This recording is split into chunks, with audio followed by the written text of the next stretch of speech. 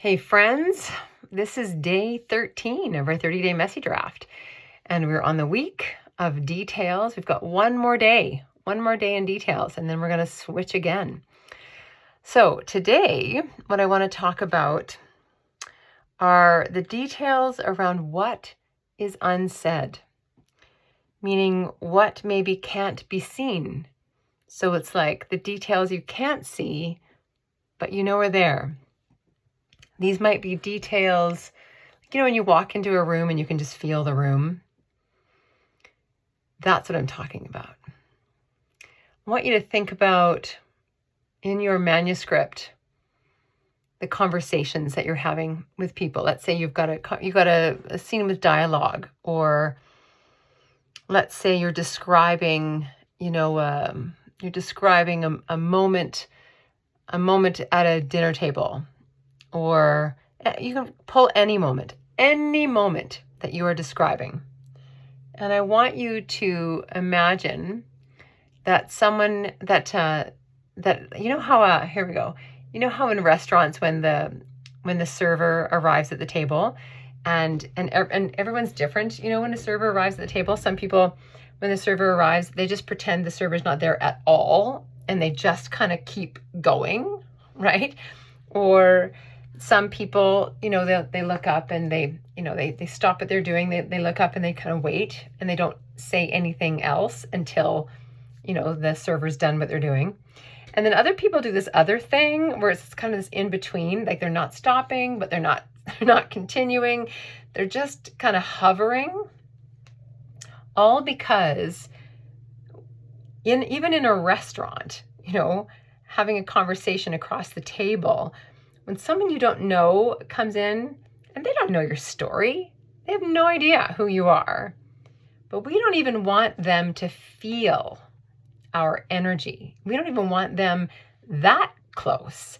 We don't want them to pick up on what is unsaid. And so we kind of shut it all down, right?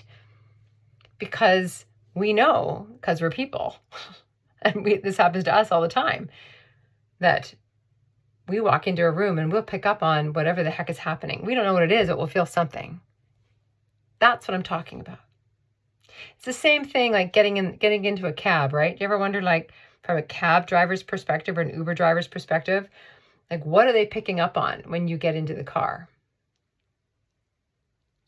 You ever pick up somebody on your way on a trip, right? You're about to do a road trip somewhere, you're driving someone to the airport or whatever, and as soon as they get in the car, you are making up stories about what just happened or didn't happen or should happen or whatever, because your whole body is listening. So the details of the unsaid is where I'm inviting you to explore today. And here's a way I invite you to play there. So I'm an expressive arts therapist, as you know. And one of the things that I do with my clients when we're first starting, especially if we have no relationship at all, is I say, introduce me to you through 3 songs. 3 of them.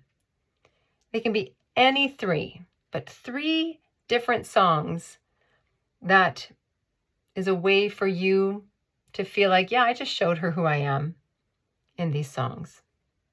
And of course, depending on the day, right? Depending on why they've come to me for a therapy session, these songs are going to be connected to that. And the same is true for your book and your characters or your moments. Here's a really interesting thing, choosing a piece of music. Because of course the lyrics may or may not be totally on the nose for the experience you're trying to express, but there's going to be something about it. It's always really interesting when someone picks a piece of music that has no words at all. And that piece of music communicates the unsaid in that person. So you can explore this a couple ways, right? You could just go right into the work of the book that you're writing and pick a song for each act. Remember the 3-act structure, right? Act 1 is the beginning of the journey, like you're establishing where we are and what we know and what we don't know. And then we go into the second act, and it's a journey of the unknown. And Act 3 is the new known. You could pick a song for each act and just have a listening party. What is that? Like, what does that tell you, teach you about your own book that you're writing? You could go into a situation that you're describing right now and put that to a piece of music. You could use a piece of music to show the complete opposite of what you're trying to say. It's kind of like if your book had an enemy, like that person will never read my book because they're just going to badmouth it. It's like, what's their perspective? What's their piece of music? What would describe who they are? So what I'm trying to get at here is that trying to find the language for the unsaid and the details of the unsaid is we're trying to put words to tone, to energy, to what it feels like to be in that scene without the words to talk about it. Music is a way to do it. So here's why. One, it's just yet another exploration on the complexity of human beings and the complexity of our humanity and the things that don't have words but are super present. But it's also another opportunity for you to write more than just the plot, to write around the plot, to discover what it's like to describe things not so on the nose. On the nose meaning literal or like exact. It's another way of exploring poetry or metaphor without having to use the device of poetry and metaphor. What does it sound like? What's it feel like? What are some of the details that defy language? Boy, this is like, what I love about this assignment is how I'm setting you up for the impossible on purpose. Because one, it's like I want to grow your listening ears. I want to grow your writer listening ears, to develop a way to write into the spaces that you couldn't write it if you tried. So you've got to come around it. You got to come way around here to get there. I was on a call with someone today who was sharing that when they don't think about writing, the writing is easy. That's what I'm talking about.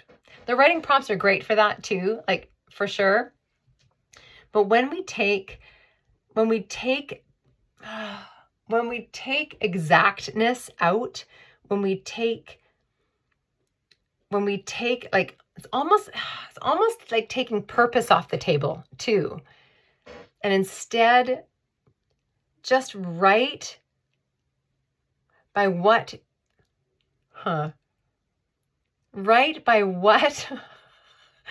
do you see me doing this with you in a place of, wow, if I had a song for this, this would be way easier, right?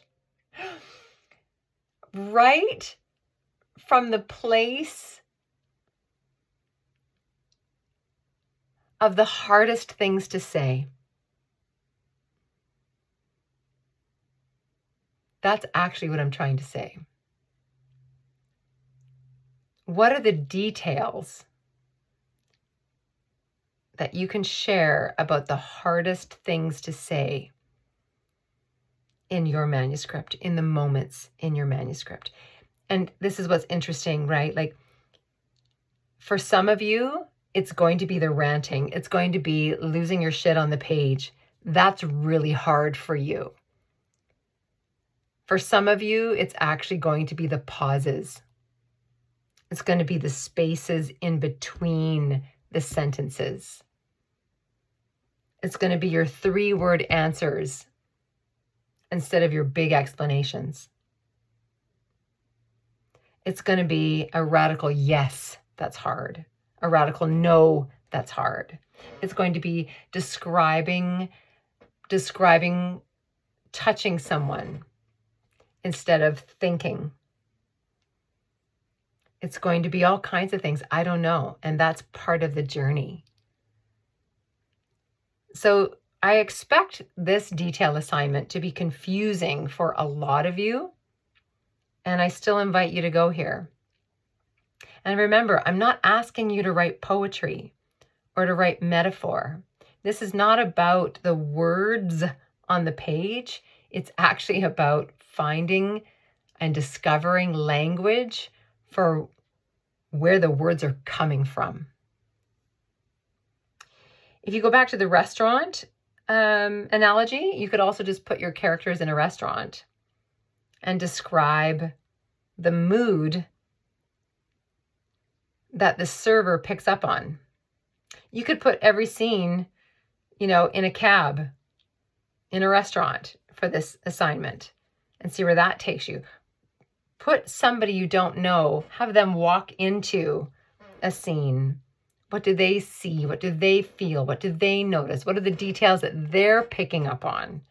So you can come at it both ways, right? You can come at it from the inside, the what is unsaid, and like finding the language for that, or take it to the outside and put it in a role like a server, like a Uber driver, and have them talk about what they're noticing and seeing. All right, details, friends. Details. Just had one last thought pop into my head. It's also, remember we went to the beach class conversation? You did a great job, I'm sure, of collecting the beach glass. But what would it be like for you to write about finding the beach glass? Not the beach glass itself. Remember, the beach glass is the idea of each piece of beach glass is like one of your 30 things on the laundry line. What would it be like for you to write about what it felt like to choose that thing? Not why did you choose it?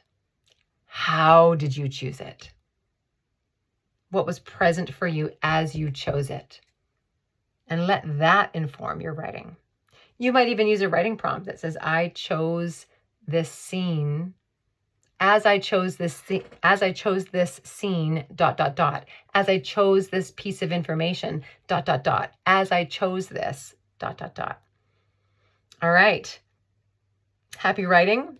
Stay messy. I believe in you. You're an artist, and keep going.